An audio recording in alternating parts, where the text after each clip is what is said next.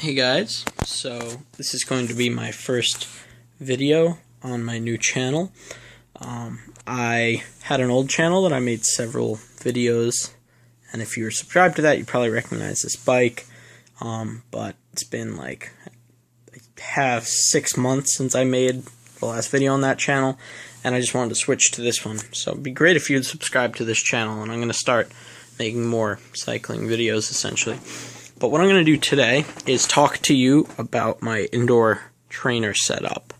The bike I have on here is a Marin Bolinas Ridge 29er that I got back in, well, I'm pretty sure this is a 2010 or 2011 model, so 4 years ago. Hardtail 29. I raced for 1 season on this, but I've been riding it for a few years. It's been a great bike, but I recently upgraded to a much nicer bike. I got a Giant Anthem Advanced 650B, which is a full suspension, in case you didn't know. But that one's really nice. I'm looking forward to racing it this season.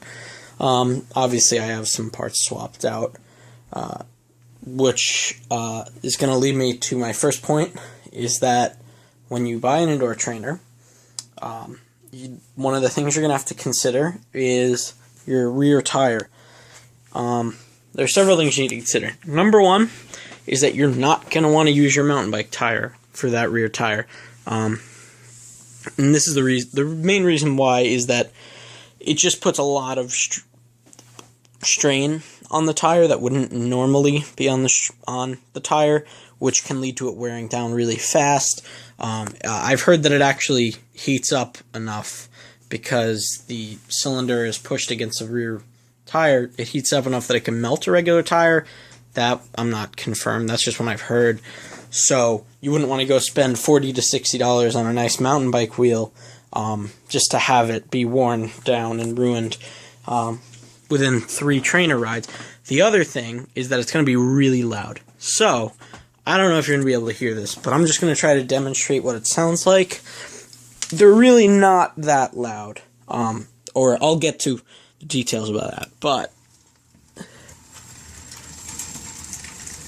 I mean, it's louder than actually riding, but it's not super loud.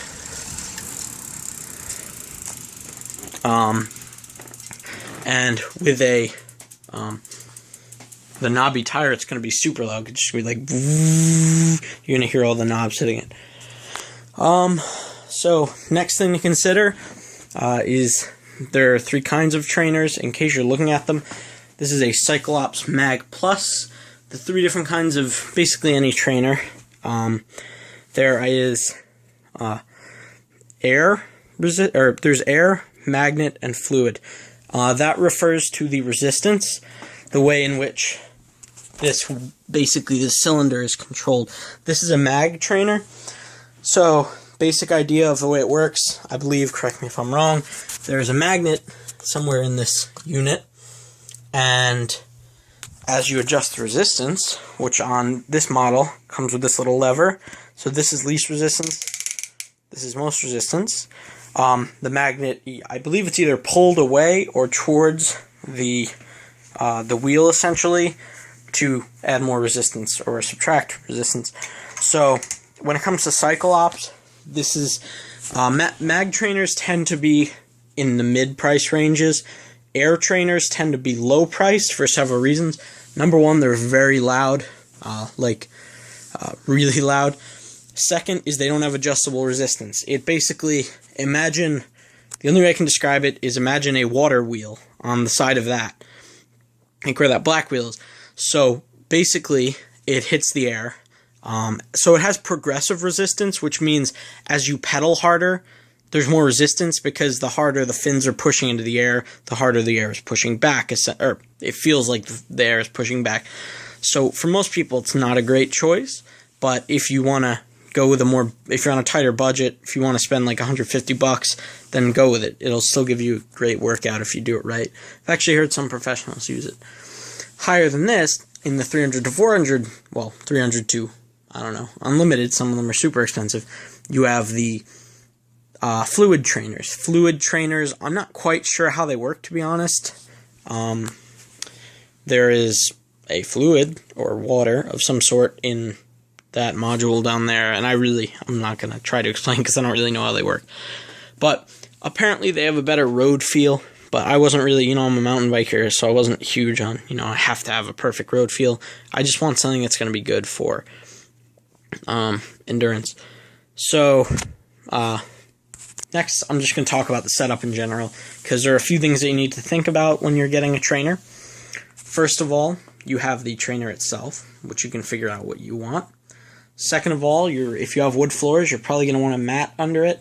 Like this, you could use a yoga mat. This is actually one that CycleOps, I bought from CycleOps. It's thin, but it's very dense, so it prevents anything from scratching a floor.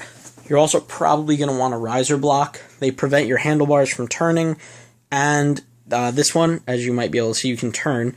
There are several settings to make it feel like you're climbing or descending. I talked to you about the tire.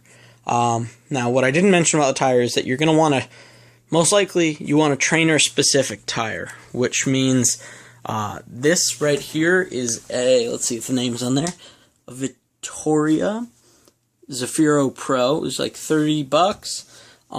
Essentially, they're road tires, but they have a very thick solid rubber. They're not quite as flimsy and lightweight as other ones, just because it needs to be able to take the strain. You can use regular road tires, not going to last as long as these. Just a word to mountain bikers, if you have a 29er, it will fit a 700C road tire, sorry. That's something I didn't realize at first, but our rims are obviously wider, but with a little bit of leverage from some tire levers, you can fit a 700C road wheel on there. Other sizes of mountain bike tires I'm not so sure about. If you're in doubt, you can always buy a hybrid wheel. So that's a hybrid tire. It's basically a slick tire made for a mountain bike size wheel. So that works. See, I have my shoes right there. Clipless pedals on there like I always ride. The next thing, now I'm just going to talk about, the benefits of it and what it's done for me. New York weather can be, as any weather can really be, it can be shitty during the winter and the spring and